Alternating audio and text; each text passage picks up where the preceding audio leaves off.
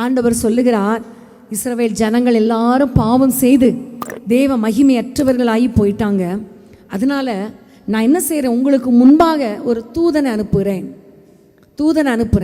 அந்த தூதன் போய் உங்கள் எல்லாரும் எங்கே கொண்டு போய் சேர்த்துருவார், நான் வாக்கு பண்ணின அந்த தேசத்தில் கொண்டு போய் சேர்த்துருவார். அதற்கிடையில் அந்த வாக்கு தத்தம் பண்ணப்பட்ட அந்த தேசத்தில் ஏத்தியர், எபூசியர், கிர்காசியர் நிறைய பேர் இருக்காங்க. எல்லாத்தையும் யார் அதம் பண்ணிடுவாங்க? தூதன் அதம் பண்ணிடுவார்.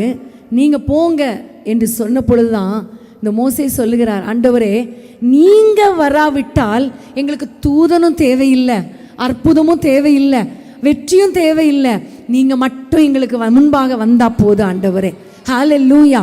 இன்னைக்கு நிறைய பேர் என்ன தெரியுமா ஆண்டவரை தேடி வர்றோம். அப்பா எங்களுக்கு முன்பாக தூதனை அனுப்புங்க, நீங்கள் வர வேண்டாம், நீங்கள் பரலோகத்தில் இருங்க, தூதனை அனுப்புங்க போதும். அப்பா நீங்கள் எங்களுக்கு வெற்றியை கொடுத்துருங்க, நீங்கள் எங்களுக்கு ஆசீர்வாதத்தை கொடுத்துருங்க, பாலும் தேனும் ஓடுகிற ஆசீர்வாதத்தை கொடுத்துருங்க போதும் ஆண்டவரே என்று கர்த்தருடைய கையை தேடுகிற மனுஷர்களாக இருக்கிறோம். ஆனால் மோசே இதெல்லாம் எனக்கு வேணாம் ஆண்டவரே, உங்கள் மகிமை மட்டும் போதும், ஆமென், உங்களுடைய பிரசன்னம் மட்டும் போதும், உங்களுடைய சமூகம் மட்டும் போதும், நீங்கள் எங்களோடு கூட வராதிருந்தால், உங்களுடைய மகிமை எங்களுக்கு முன்பாக வராதிருந்தால் எங்களை அனுப்பாதிரும் ஆண்டவரே.